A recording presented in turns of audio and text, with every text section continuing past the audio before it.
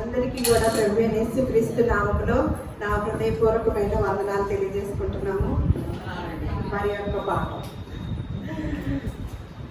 Board ప్రసంగాలు మీకు క్రీస్తు ప్రార్థన మందిరం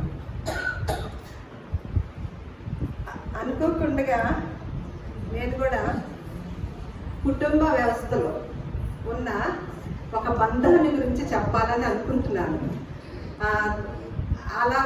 అలా ప్రేరేపణ వచ్చి ఉండగా అనుకోకుండా సొలొమోను గారి గురించి కూడా మనం టచ్ చేయడం జరిగింది. నిజమే కదా, గొప్ప జ్ఞానవంతుడు సొలొమోను గారు.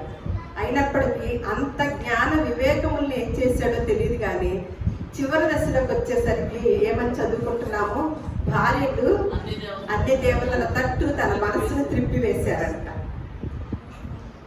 ఎందుకు రాసి ఉంచారంటే, మన పూర్వీకుల చరిత్ర ఏది రాసినప్పటికీ ఇప్పుడున్న మనకి బుద్ధి కలగటానికి, బుద్ధి తెచ్చుకోవడానికి అన్నమాట. ఏదైనా మన జీవితాల్లో అలాంటి సంఘటనలు ఉంటే వాటిని సరిచేసుకోవటానికే మన పూర్వీకుల జీవితాన్ని పరిశుద్ధ గ్రంథంలో రాయించి దేవుడు మనకి కొన్ని జాగ్రత్తలు, ముందుగా జాగ్రత్తలు మనం అందులో పడిపోకుండా. మరి భార్యలందరూ కలిసి అంత జ్ఞానవంతుడిని ఆ మనసును త్రిప్పివేశారు కదా. మరి భార్యలే, అదే భార్యలు మరి జీవము గల దేవుని వైపు మనసు తిప్పుతున్నారా? జీవము కలిగిన దేవుని వైపు వారి భర్తలు రాకపోతుంటే త్రిప్పటానికి మరి మీరు ఏమైనా ప్రయత్నం చేస్తున్నారా? అంత జ్ఞానవంతుడైనా మనసు త్రిప్పుకున్నాడా? భార్య మాటకు విధేయులయ్యారా? ఎంతమంది భార్యలు అని అడిగంటాము? 300 మంది భార్యలు, 7 మంది ఒప్పుకుందండి. మొత్తానికి 1000 మంది భార్యలు. వెనక ఏం చేస్తాడు? మరి మనము ఎలా ఉన్నాము అని ప్రశ్నించుకుంటే నిజంగానే ప్రశ్నార్థకంగానే ఉన్నారు. ఎన్ని సంవత్సరాల నుంచి మీరు దేవుని సన్నిధానానికి ఒక్కరే వస్తున్నారు? కుటుంబంగా దేవుని సన్నిధానంలో నిలబడాలనే ఆసక్తి లేదా? మనము ఈ దేవుణ్ణి ఎందుకు నమ్ముకున్నాము? ఈ భూలోకంలో ఉన్న అవసరతల కొరకండి, నిత్యరాజ్యం కొరకని మనం ఎప్పుడు అనుకుంటాం కదా. అదే కదా మన గోలు. మరి మనం ఒక్కళ్ళమే ఉంటామా? మన కుటుంబం అంతా ఉండాలని కోరుకుంటామా? కుటుంబం అంతా. నేను మొన్న శుక్రవారం చెప్పుకున్నాం అనమాట. మనం అసలు దేవుణ్ణి తెలుసుకున్నామా, నమ్ముకున్నామా? తెలుసుకుంటే ఏం చేస్తాము అని మేము కొన్ని మాటలు నేర్చుకున్నాం. యోబు భక్తుడు తెలుసుకున్నాడు, దేవుని గురించి పరిశీలనగా తెలుసుకున్నాడు. అందుకనే ఒక్క రోజులోనే అన్నీ పోయినప్పటికీ గొప్ప ధనవంతుడు, పిల్ల పాపలతో, అసలు 10 మంది పిల్లలతో ఉన్న ఆయన, చక్కని పదివారు, గొప్ప పదివారు, అసలు లోటు లేని ఆయన. అదంతా లోటు లేనప్పటికి కూడా అంత ధనవంతుడు. ఇప్పుడే మనం ఇంకొక మాట కూడా చదువుకున్నాం కదా, నాకు ఎక్కువగా ఇస్తే దేవుడు ఎవరని మర్చిపోతామేమో, తక్కువ ఇస్తే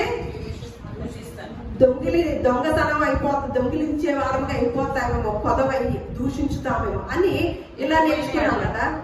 ఎక్కువైన ఎడల నేను కడుపు నిండిన వాడనే నిన్ను విసర్జించుతానేమో, ఎవడని అందునే అంటానేమో, వేదనై దొంగిలి నా దేవుని నామమును దూషించుదేమో అని ఒక భక్తుడు రాశాడు కదా.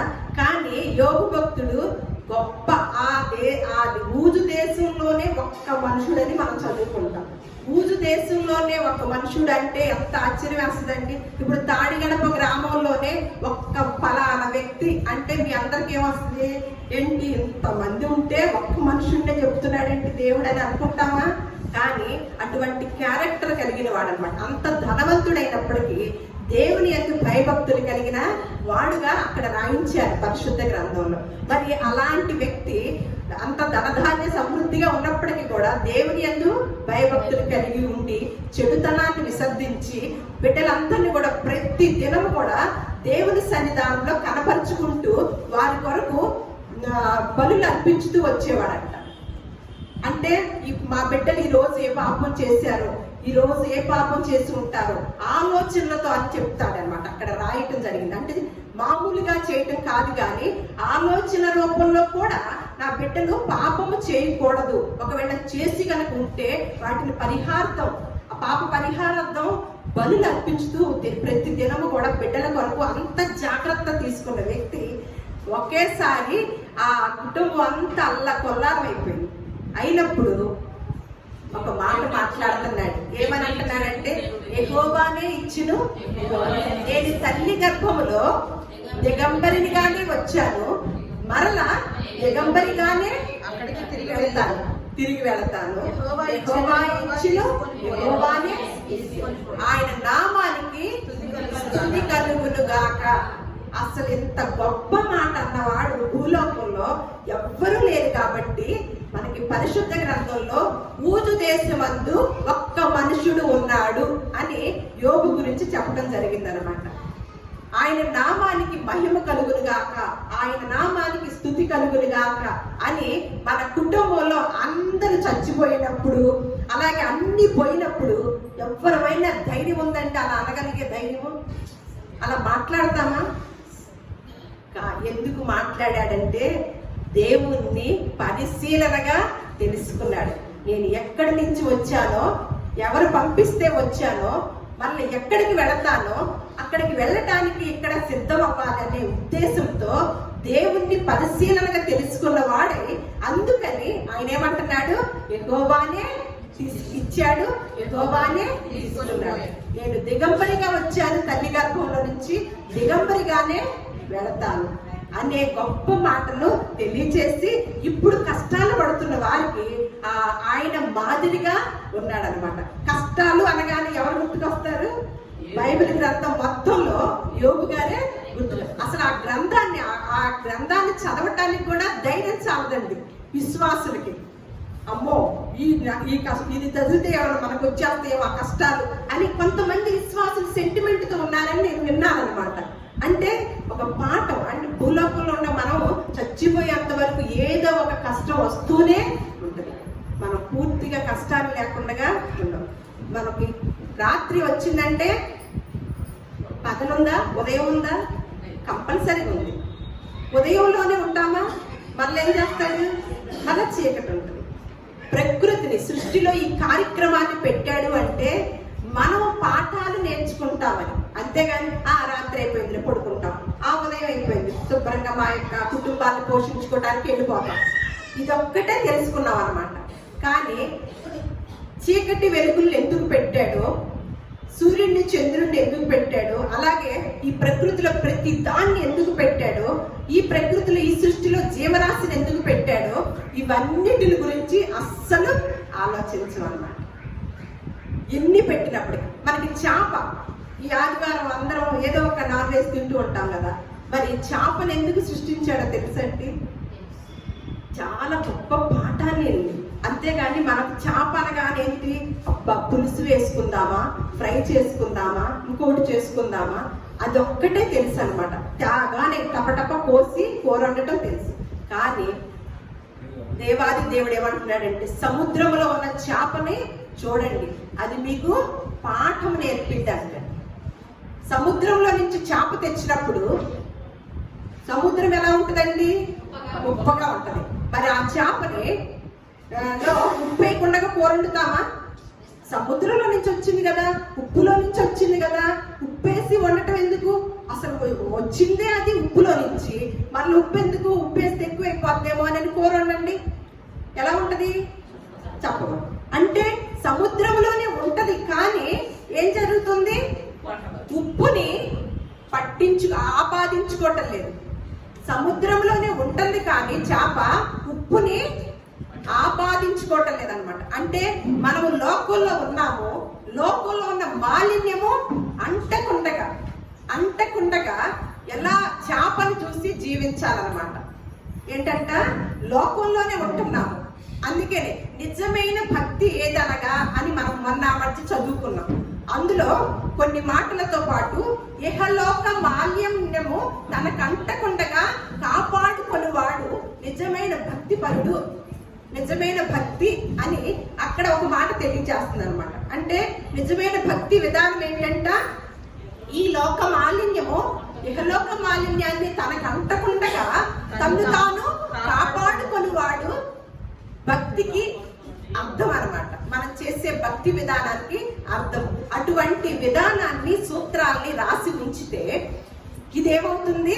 మత గ్రంథం అన్నమాట. ఇందాక రాజు చెప్పాడు కదా, మరి పివి నరసింహారావు గారు ఉన్న కాలంలో మరి ఆయన ఇంటర్వ్యూ చేసేటప్పుడు మత మార్పిడులు జరుగుతున్నాయి కదా అండి, ఏంటి మత మార్పిడులు జరుగుతున్నాయి కదా, ఇలా చేయటము కరెక్టా అని అన్నప్పుడు, అదైతే నాకు తెలియదు కానయ్యా, ఆ మతం వాళ్ళు యేసుక్రీస్తు వారిని నమ్ముకున్న వాళ్ళు మాత్రము కొంతమంది దొంగల్ని మార్చుతారు, కొంతమంది హంతకుల్ని మార్చుతారు, కొంతమంది వ్యభిచారులు మార్చుతారు, లేకపోతే కొంతమందిని చెడ్డవాళ్ళని మార్చడం మాత్రము నేను ఎరిగి ఉన్నాను అని మరి ఆ మాట విన్నాం అనమాట. అంటే ఎంత అద్భుతమో చూడండి. అంటే ఈ మాట ఏం చేస్తుందంట, ఎన్నో జీవితాల్ని కట్టడానికి ఆధారం అవుతుంది అనమాట. అటువంటి గ్రంథాన్ని మనం ఏమని అనుకుంటున్నాము, చాలా మంది అపోహేమని అందులో ఇది బాగా ఇప్పుడు డిబేట్లు ఎక్కువైపోతున్నాయి అనమాట.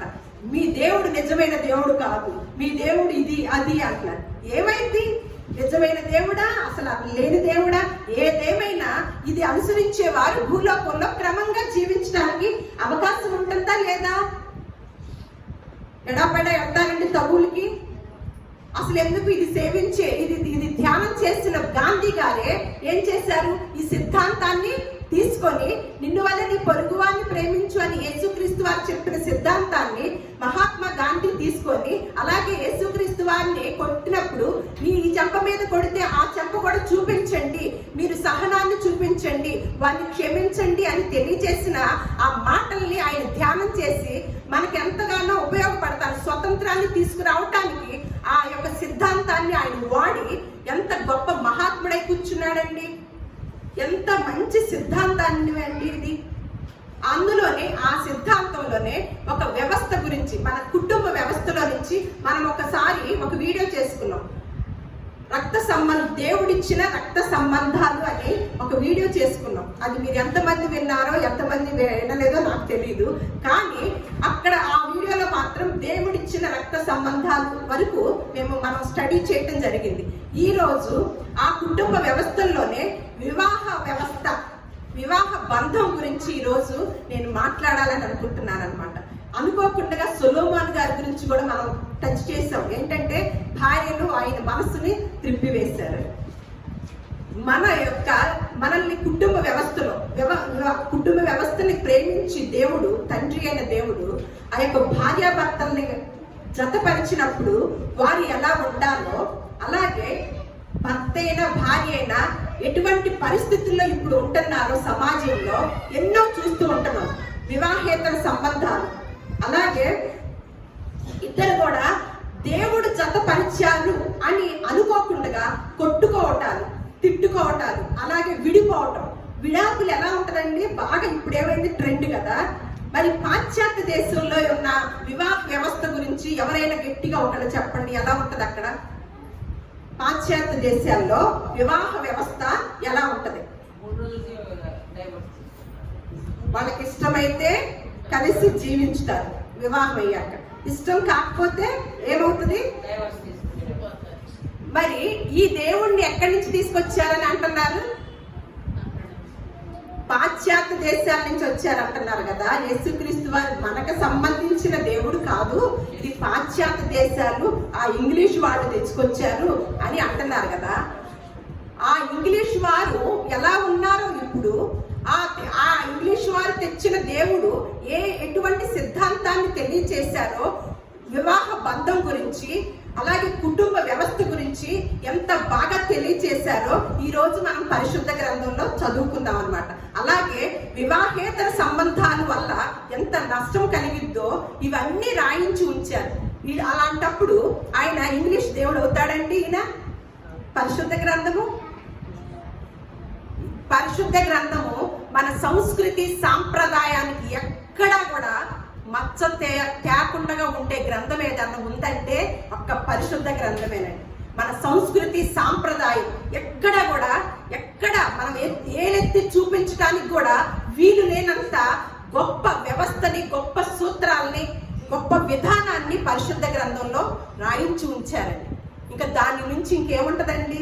ఎక్కడైనా మనదేదైనా తగ్గుతున్నామా? భారతదేశంలో ఉన్న మనము లేదు కదా.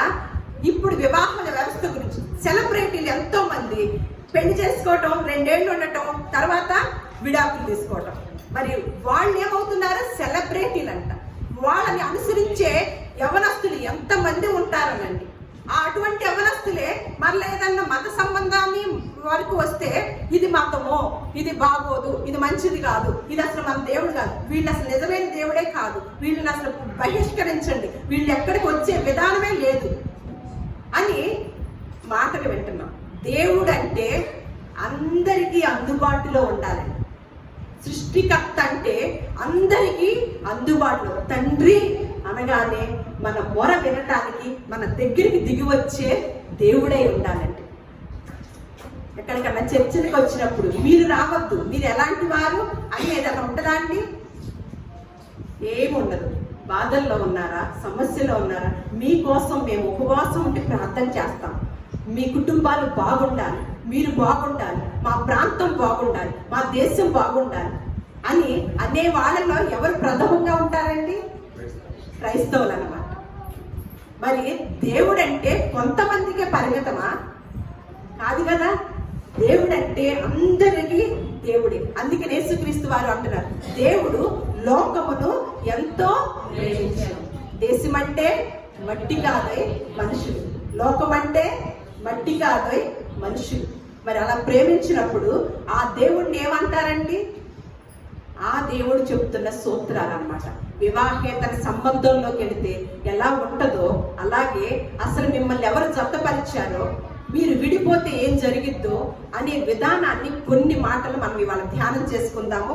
సామెతల గ్రంథము వివాహేతర సంబంధాల గురించి అలా వాటి గురించి కొన్ని తెలుసుకొని మనం యేసుక్రీస్తు వారు ఏమన్నారో చూద్దాము.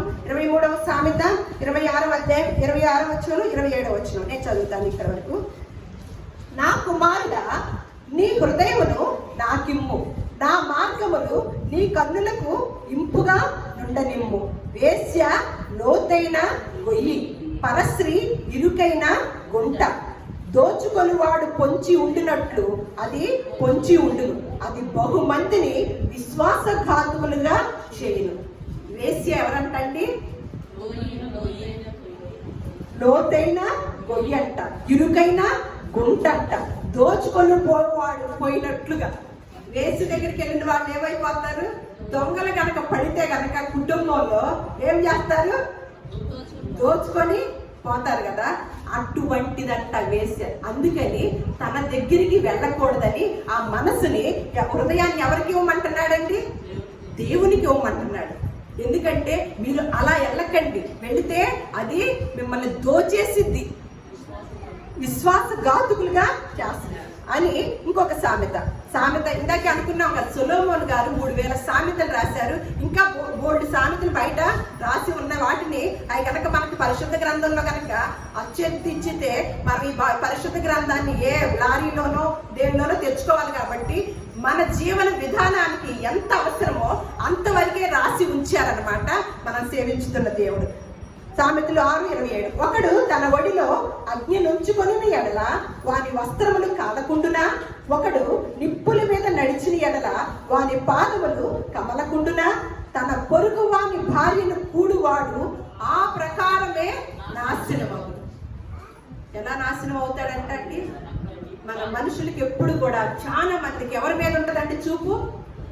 పొరుగు వారి మీద ఉంటుంది అన్నమాట. ఆ పొరుగు ఈ సూత్రాన్ని చిన్ననాటి నుండే బిడ్డలకి, అటు ఆడపిల్లలకి ఇటు మగ పిల్లలకి తెలియచేస్తే ఎలా ఉంటుందండి వ్యవస్థ? ఎంత గొప్పగా ఉంటుందనండి. ఏమంటున్నాడు? ఒకడు తన ఒడిలో అగ్ని ఉంచుకున్నట్టంట. మాటలు ఎంత బాగా రాశారో చూడ. ఒడిలో అగ్ని ఉంచుకుంటే ఏం చేస్తాను? మన ఒళ్ళో అగ్ని పెట్టుకున్నాం అనుకోండి, ఎలా ఉంటది? కాలుద్దంట. ఎలా వర్ణించుతున్నారో చూడండి. అలాగే ఒకడు నిప్పుల మీద నడిచిన ఎడల వాని పాదాలు చక్కగా సున్నితంగా ఉంటాయా? ఏమవుతాయి? చక్కగా ఎర్రగా వస్తాయి కదా. అలా తన పొరుగు వారి భార్యని కూడువాడు అలాగా ఆ ప్రకారమే నాశనం అవుతాడు. గొప్ప సూత్రం కదండి. చూడండి, అంతవరకే అండి ఈసారి మత్తయి సువార్త. అందుకనే మళ్ళా భార్యాభర్తల గురించి ఎంత వివరంగా యేసుక్రీస్తు వారు తెలియజేశారో చూడండి. ఆయన్ని ఒకళ్ళు పరిసయ్యులు కొంతమంది వచ్చి ప్రశ్నించారనమాట. ప్రశ్నించినప్పుడు అంటే పూర్వకాలంలో కొన్ని ఆజ్ఞలు తీసుకొచ్చి ప్రశ్నించారు యేసు ప్రభు వారిని. ఆ ప్రశ్నించినప్పుడు ఆయన చెప్తున్న సమాధానం అన్నమాట. మత్తయి సువార్త 19వ అధ్యాయము 3-6 వచనాలు. పరిసయ్యులు ఆయనను శోధింపవలనని ఆయన వద్దకు వచ్చి, ఏ హేతువు చేతనైనను పురుషుడు తన భార్యను విడనాడుట న్యాయమా అని అడుగగా, ఆయన సృజించిన వాడు ఆది నుండి వారిని పురుషునిగాను స్త్రీనిగాను సృజించిననియు, ఇందు నిమిత్తము పురుషుడు తన తల్లిదండ్రులను విడిచి తన భార్యను హత్తుకొను, వారిద్దరును ఏక శరీరముగా ఉందురని చెప్పెదరు అనియు మీరు చదవలేదా? ఇది పూర్వకాలంలోనే చెప్పి ఉందన్నమాట. ఆ మాటను గుర్తు చేస్తూ తను చెప్పవలసింది చెప్తున్నాడు. ఏమనంటే, కాబట్టి వారికను ఇద్దరు కాక ఏక శరీరముగా ఉన్నారు కనుక దేవుడు జతపరచబడిచిన వారిని మనుషుడు వేరుపరచకూడదని చెప్పాను. ఎవరు జతపరిచారండి? పెళ్లిళ్ళ పేరైనా ఎవరు జతపరిచారు? ఆ దంపతులకి, ఆ నవ దంపతులకి. మీరు ఎవరు జతపరిస్తే మీరు మళ్ళీ అక్కడ ఆ ఊరి ఆ జిల్లా వాళ్ళని ఈ జిల్లాకు తీసుకొచ్చారో తెలుసా? దేవుడు జతపరిచాడు. కాబట్టి ఏ మనుష్యుడు కూడా, ఏ కోర్టు కూడా, ఏ లాయర్ కూడా, ఏ జడ్జి కూడా వేరుపరచకూడదు. యేసుక్రీస్తు వారి సిద్ధాంతం బాగుందా? పాశ్చాత్య దేశంలో ఈ సిద్ధాంతం ఉందా అండి? ఇక్కడ చూడండి. కాబట్టి వారికి జతపరిచిన ఇద్దరు కాక ఏక శరీరముగా ఉన్నారు కనుక దేవుడు జతపరిచిన వారిని మనుషుడు వేరుపరచకూడదని చెప్పాడు. మరియు యేసు ఇట్లనెను, వ్యభిచారం నిమిత్తమే తప్ప తన భార్యను విడనాడి మరి ఒకతను పెండ్లి చేసుకొని వాడు వ్యభిచారము చేయుచున్నాడనియు, విడనాడబడిన దానిని పెండ్లి చేసుకొని వాడు వ్యభిచారము చేయుచున్నాడనియు మీతో చెప్పుచున్నానని వారితో చెప్పెను. ఏంటంటే అండి, ఒకవేళ భార్యను వదిలేయాలన్నా, భర్తను వదిలేయాలంటే ఏంటంట, తన భార్యను విడనాడి, అంటే విడాకులు తీసుకునే వాళ్ళకి ఆ భార్యాభర్తల విధానాన్ని తెలియజేస్తున్నారు అనమాట. ఏమని? తన భార్యను విడనాడి మరి ఒకతను పెళ్లి చేసుకొని వాడు వ్యభిచారము చేయుచున్నాడు. అంటే మన సమాజంలో ఏమంటాం? వేరే వాళ్ళతో ఉన్నప్పుడు వ్యభిచారం అంటాం కదా. యేసుక్రీస్తు వారు సూత్రం చెప్పారు. ఏమనంటే, ఒకడు దేహంతో చేసేది కాదు కానీ నేను చెప్పున్నది ఏమనగా, ఒకడు మోహము చూపుతో చూసినట్లయితే అతడు ఆమెతో వ్యభిచారం చేసినట్లని గొప్ప సూత్రాన్ని, మామూలు సూత్రాన్ని కాదు. మనకు తెలిసింది ఏంటంటే, శారీరక కలయికైతే అది వ్యభిచారం అంటాం. కానీ యేసుక్రీస్తు వారు మీ ఆలోచనలతోనే ఒక మోహపు చూపు చూడకూడదు, అది ఖచ్చితంగా వ్యభిచారం చేసినంత పాపము, ఆ పాపం చేసిన వారు స్వర్గానికి అర్హులు కాదు అని తెలియజేశాడు. అయితే భార్యని కనుక విడనాడితేనంట ఏమైతాడంట? వాడు వ్యభిచారి. తన భార్యను విడనాడి మరి ఒకతను పెండ్లి చేసి కొనువాడు వ్యభిచారము చేయుచున్నాడని, విడనాడబడిన దానిని పెండ్లి చేసుకొని వాడు వ్యభిచారము చేయుచున్నాడని మీతో చెప్పుచున్నానని వారితో చెప్పెను. అయితే మళ్ళా పౌలు గారు భార్యాభర్తల బంధాన్ని ఎంత వివరంగా చెప్తున్నారో ఎఫెసీయులకు రాసిన పత్రిక 5వ అధ్యాయము 22వ వచనం. స్త్రీలారా, ప్రభువునికి వలె మీ సొంత పురుషులకు లోబడి ఉండుడి. అటువలనే పురుషులు కూడా తమ సొంత శరీరములను వలె తమ భార్యలను ప్రేమింప బద్ధులై ఉన్నారు. తన భార్యను ప్రేమించువాడు తన్ను ప్రేమించుకొనుచున్నాడు. ఎంత బాగుందో చూసారండి మాట. ఏమంటున్నాడు? స్త్రీలారా, ముందు స్త్రీతో మొదలెట్టారనమాట. స్త్రీలారా, ప్రభువులతోనే మీరు ఎలాగ ప్రభువుని ప్రేమించుతున్నారో, మీరు యేసు ప్రభువుని ఎలాగ ప్రేమించుతున్నారో అలాగే మీ సొంత పురుషులు కూడా లోబడి ఉండండి అని చెప్పి స్త్రీలకు ఇచ్చిన విధానం, ఒక కండిషన్ అన్నమాట. అలాగే పురుషులకు ఇచ్చిన కండిషన్ ఏంటో చూద్దాం. అటువలనే పురుషులు కూడా తమ సొంత శరీరముల వలె తమ భార్యలను ప్రేమింప బద్ధులై ఉన్నారు. తన భార్యను ప్రేమించువాడు, ఎంత లింకు పెట్టాడో చూడండి. తన భార్యను ప్రేమించువాడు ఏంటంట? తన్ను ప్రేమించుచున్నాడంట. భార్యను ఎవరైతే ప్రేమించట్లేదో తన్ను తాను కూడా ప్రేమించుకోవటం లేదండి. తను తాను ప్రేమించుకుంటే తను ఏం చేస్తారంట? తన భార్యను ప్రేమిస్తాడు. ఎంత గొప్ప గొప్ప మాటలో చూడండి. వివాహ వ్యవస్థలో ఏ మంత్రాలైనా ఈ అర్థాన్ని తెలియచేస్తాయండి? ఏ మంత్రాలైనా ఈ అర్థాన్ని తెలియచేస్తాయా? మీ శరీరాన్ని ఎలా ప్రేమించుకుంటున్నారో మీతో వచ్చింది చూడండి. ఎక్కడో పుట్టి పెరిగిద్ది, ఎక్కడో పుట్టి పెరిగిద్ది. ఆ వాతావరణం వేరు, మనం ఇక్కడికి వచ్చిన వాతావరణం వేరు. చిన్నప్పటి నుంచి తన యొక్క ఒక వేదానంలో పెరిగి వచ్చింది. ఒక డిఫరెంట్ వాతావరణంలోకి భార్య వచ్చింది అనమాట. అప్పుడు ఆ భార్యకి ఏం కావాలి? ప్రేమ కావాలి, ప్రేమ కావాలన్నమాట. ఒకేసారి ఒక తెలియని వాతావరణంలోకి వచ్చినప్పుడు వారికి సపోర్టు, ప్రేమ అనేది వాళ్ళని ఏం చేస్తుందంటే నేర్చుకోవటానికి, సర్దుకుపోవటానికి అవకాశం ఉంటుంది అనమాట. చూడండి ఎంత బాగా వివరించుతున్నారో యేసుక్రీస్తు వారు, యేసుక్రీస్తు పౌలు గారు. ఇది మరి పురుషులు భార్యలు ఒకటే చెప్పేశాడు.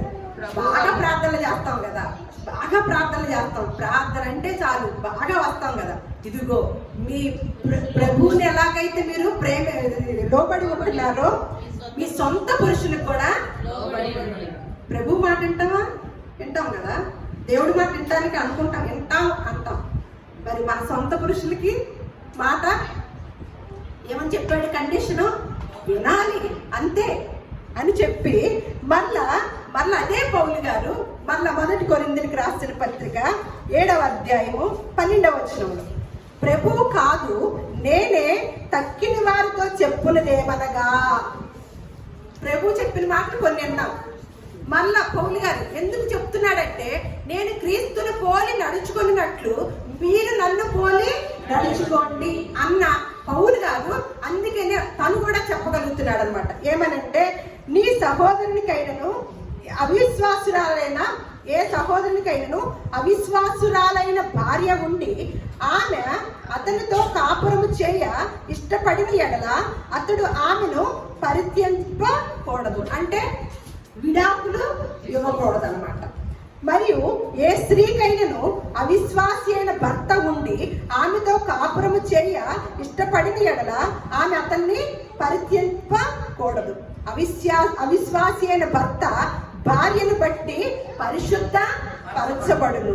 అవిశ్వాసురాలైన భార్య విశ్వాసి అయిన భర్తను బట్టి పరిశుద్ధ.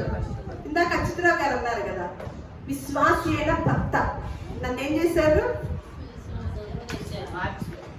ఏమైంది? పరిశుద్ధపరిచారు. నన్ను ఎందులోకి తీసుకెళ్లారు? ఇందులోకి తీసుకెళ్లారు అనమాట. మరి కొంతమంది భర్తలు ఉన్నారు, మరి తీసుకురాలేకపోతున్నారు. అంటే చూడండి, అవిశ్వాసి అయిన భర్త ఉండి ఆమెతో కాపురము చేయని ఇష్టపడింది, ఆమె అతన్ని పరిచయింపకూడదు. అలాగే అవిశ్వాసి అయిన భర్త భార్యను బట్టి పరిశుద్ధపడు. అలాగే అవిశ్వాసురాలైన భార్య విశ్వాసి అయిన భర్తను బట్టి పరిశుద్ధపరచు. ఎలాంటి భర్తను బట్టి? విశ్వాసి అయిన భర్తను బట్టి అవిశ్వాసురాలైన భార్య పరిశుద్ధపరచబడిందంట. మనం ఎప్పుడైతే ఒకరు దేవుణ్ణి తెలుసుకొని ఒకరు తెలుసుకోకుండా ఉంటే కనుక ఏం చేయాలి? విశ్వాసముతో తన పవిత్ర ప్రవర్తన ద్వారా వారిని పరిశుద్ధపరిచేవారుగాను, మార్పు తీసుకొచ్చేవారుగాను ఉంచాలి. ఎప్పుడైతే అలా ఇద్దరు కూడా దేవుడు జతపరచబట్టాడు కాబట్టి మమ్మల్ని ఇద్దరిని దేవుడు జతపరిచాడు అని ఎప్పుడైతే అనుకుంటూ జీవిస్తూ ఉంటామో అక్కడ ఏ మాత్రమో విడాకులకి వేరే వాళ్ళు వచ్చి మన మధ్యలో తీర్పు తీర్చడానికి అవకాశమే ఉంటదన్నమాట. మరి ఎంత గొప్ప సిద్ధాంతం అండి, ఎంత గొప్ప సిద్ధాంతం. మళ్ళీ ఇంకో చాటు చూద్దాం. రోమపత్రిక 7వ అధ్యాయము 1 నుంచి 3 వచనాలు. రోమపత్రిక మైకులో చదివిద్ది. సహోదరులారా, మనుషుడు బ్రతికినంత కాలమే ధర్మశాస్త్రం అతని మీద ప్రభుత్వము చేయుచున్నదని మీకు తెలియదా? ధర్మశాస్త్రము ఎరిగిన మీతో మాట్లాడుచున్నాను. భర్త గల స్త్రీ భర్త బ్రతికి ఉన్నంత వరకే ధర్మశాస్త్రము వలన అతనికి బద్ధురాలు గాని, భర్త చనిపోయిన ఎడల భర్త విషయమైన ధర్మశాస్త్రం నుండి ఆమె విడుదల పొందును. కాబట్టి భర్త బ్రతికి ఉండగా ఆమె వేరొక పురుషుని చేరిన ఎడల వ్యభిచారి అనబడును గాని, భర్త చనిపోయిన ఎడల ఆమె ధర్మశాస్త్రము నుండి విడుదల పొందిన గనుక వేరొక పురుషుని వివాహము చేసుకొనినను వ్యభిచారిని కాకపోవును. అంతవరకు ఏంటండి, ఎంత వివరంగా చెప్తారు. వన్నీ మధ్య ఒక న్యూస్ విన్నాను అన్నమాట. వివాహేతర సంబంధాలతో ఉన్న భర్తని బిడ్డని వదిలేసి ఇంకొక వ్యక్తితో వెళ్ళి మళ్ళా ఆ వ్యక్తికి కోపం తెప్పించేసరికి ఆ వ్యక్తి ఆ మనిషిని, ఆ స్త్రీనంట ముక్కలుగా నరికేశాడంట. ఎంత దారుణమైన సమాజంలో ఎంత దారుణాలు జరుగుతున్నాయో తెలుసా అండి. అంటే వారిలో ఏమి లేదు, దేవోక్తి లేని ఎడల జనులు కట్టు తప్పి తిరుగుతారు. ఇందాకే చెప్పుకున్నాం కదా, చిన్ననాటి నుండి హైందవులైనా క్రైస్తవులైనా మొట్టమొదటగా దేవునికి ప్రాధాన్యత ఇస్తూ బిడ్డల్ని పెంచుకుంటే, అందుకనే పరిశుద్ధ గ్రంథంలో సొలొమోను గారు రాయించారనమాట. నీ బాల్య దినములందే నీ సృష్టికర్తని స్మరణకి తెచ్చుకోను అని తనకు చెప్పి, తల్లిదండ్రులైన వారికి ఏమంటున్నాడు, బాలుడు నడవవలసిన త్రోవను వాడికి నేర్పినప్పుడు పెద్దవాడైనప్పటికీ దాని నుండి తొలగిపోడు. ఎవరైనా సరే భర్త భార్యల గురించి ఎటువంటి స్థితిలో ఏమంటున్నారో ఇక్కడ రోమపత్రికలో మళ్ళా పౌలు గారు తెలియజేశారు. నేను మనల్ని వివరించక్కర్లేదు, మీరు వాటిని చదువుకోండి. మళ్ళా కొరింథీయులకు రాసిన పత్రిక రండి, ముగించుకుందాం. 7వ అధ్యాయము కొరింథీయులకు రాసిన పత్రిక, 1 కొరింథీయులకు రాసిన పత్రిక 7వ అధ్యాయము 25వ వచనం. కన్యకల విషయమై ప్రభు యొక్క ఆజ్ఞ నేను పొందలేదు గాని నమ్మకమైన వాడనై నిండుటకు ప్రభువు వలన కనికరము పొందిన వాడనై నా తాత్పర్యము చెప్పుచున్నాను. ఇప్పటి ఇబ్బందిని బట్టి పురుషుడు తానున్న స్థితిలోనే ఇండుట మేలని తలంచుచున్నాను. భార్యకు బద్ధుడై ఉంటివా, విడుదల కోరవద్దు. భార్య లేక విడిగా నుంటివా, వివాహము కోరవద్దు. అయినను నీవు పెళ్లి చేసుకొనినను పాపము లేదు, కన్యక పెళ్లి చేసుకొనినను ఆమెకు పాపము లేదు. అయితే అట్టి వారికి శరీర సంబంధమైన శ్రమలు కలుగును, అవి మీకు కలుగకుండాలని కోరుచున్నాను. అంతే, ఎంత చక్కగా చెప్తున్నారో చూడండి. ఏమంటున్నాడు, భార్యకు బద్ధుడివై ఉంటివా, విడుదల కోరవద్దు. భార్య లేక విడిగా ఉంటివా, వివాహము కోరవద్దు. అయినను నీవు పెళ్లి చేసుకొనిను పాపము లేదు, కన్యక పెళ్లి చేసుకొనిను ఆమెకు పాపం. అయితే అట్టి వారికి శరీర సంబంధమైన శ్రమలు కలుగు, అవి మీకు కలగకుండా ఉండవాలని కోరుచున్నా. అంటే పెళ్ళైతే ఏమొస్తాయండి, ఏమొస్తాయి, శరీర సంబంధమైన. ఒకవేళ మీకు బెనిఫిట్ ఏదన్నా ఉందంటే అవి ఒకటే అన్నమాట. అందుకని వాటిని వీటిని కూడా వివరించుతూ, ఒకవేళ పెళ్లి కనుక చేసుకోకపోతే ఈ అధ్యాయం మళ్ళీ చదవండి తర్వాత, అది కూడా మంచిదే, మరి మంచిదంట అని ఎవరైనా తండ్రి కుమార్తెకి కనుక పెళ్లి చేసుకోకపోతే చేయకపోతే మరి మంచిదని ఇక్కడ చూస్తాం అన్నమాట. ఎందుకు అంత జ్ఞానంతో రాసి ఉంచారంటే, ఇప్పుడు చివరిగా ఒక మాట చదువు. ఎందుకు ఇటువంటి ఈ బంధాలతో పడి మీ తగువులతోనూ మీ విధానాల్లోనూ ఇవన్నీ కొట్టుకుంటూ అసలైనది మర్చిపోయి మీరు వెళ్ళవలసిన చోటికి వెళ్లకుండా మీ కుటుంబ వ్యవస్థల్ని, మీ బిడ్డలను కూడా మీరు ఏం చేసుకుంటున్నారు, పాడు చేసుకుంటున్నారు. కాబట్టి అందుకని ఏమని చెప్తున్నారంటే, ఒక మాట ఇక్కడ చూసి మళ్ళా లాస్ట్ మాటకి వెళ్దాం. ఇదే కొరింథీయులకు రాసిన పత్రిక 7వ అధ్యాయము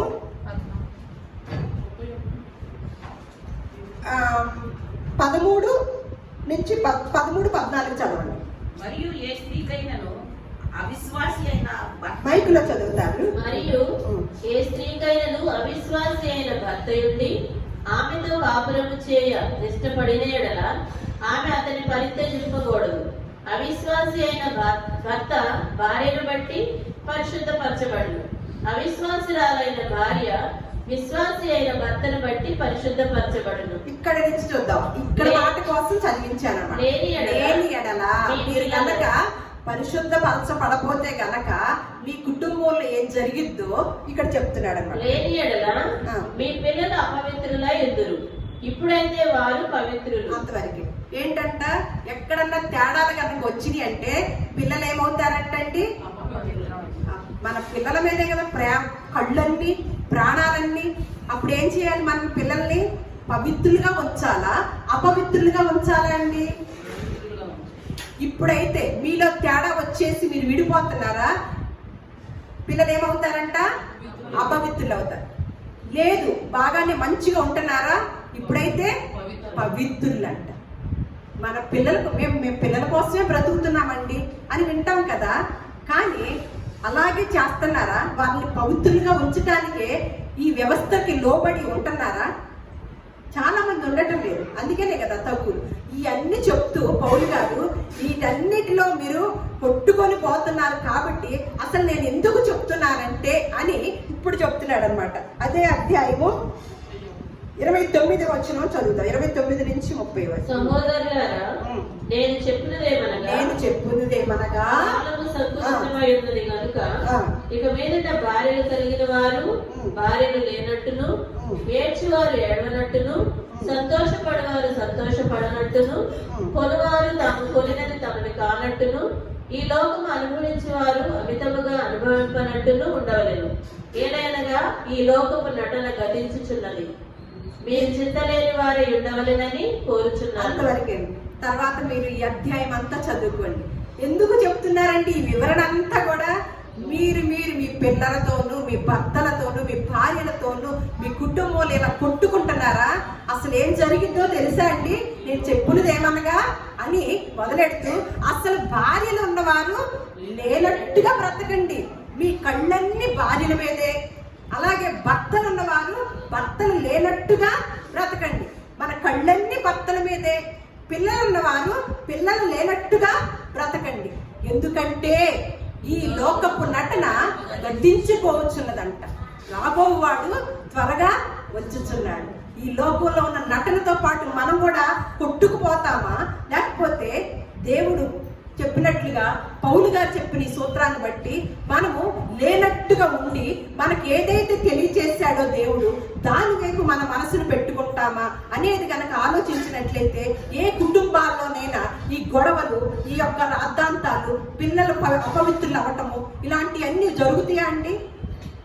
ఎంత గొప్ప వ్యవస్థ, కుటుంబ వ్యవస్థని, ఎంత సంస్కృతి సాంప్రదాయాన్ని, సిద్ధాంతాన్ని తెలియజేసిన గ్రంథంగా మన చేతుల్లో ఉంచినప్పుడు, మనం చదువుకుంటున్నప్పుడు మనము ప్రభావితులమై మన సమాజాన్ని కాకపోయినా మన కుటుంబాన్ని కట్టుకునే వారుగా దేవుడు మనం ఉండాలని కోరుకుంటున్నాడు.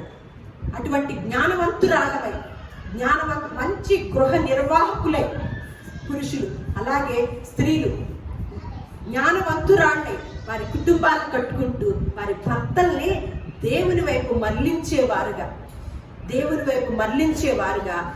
వారి పవిత్ర ప్రవర్తన ద్వారా వారిద్దరు కూడా దేవుడు జతపరిచారు. కాబట్టి మనం కన్న పిల్లలు పవిత్రులుగా ఉండాలని కోరుకుంటూ పౌలు గారు చెప్పినట్లుగా అసలు ఈ లోకపు నటనే గతించిపోతుంది. కాబట్టి మన కుటుంబాన్ని ఈ విధంగా ఒక చూపు వేసి, అసలు చూపంతా దేవుని వైపు వేసి మన కుటుంబాన్ని సంపాదించుకుంటూ అనేక మందికి మాదిరికరంగా జీవించే జీవితాలు మన కుటుంబీకులందరికీ కూడా దేవుడు అనుగ్రహించును గాక. దేవుడు మిమ్మల్ని అందరినీ కూడా దీవించును గాక.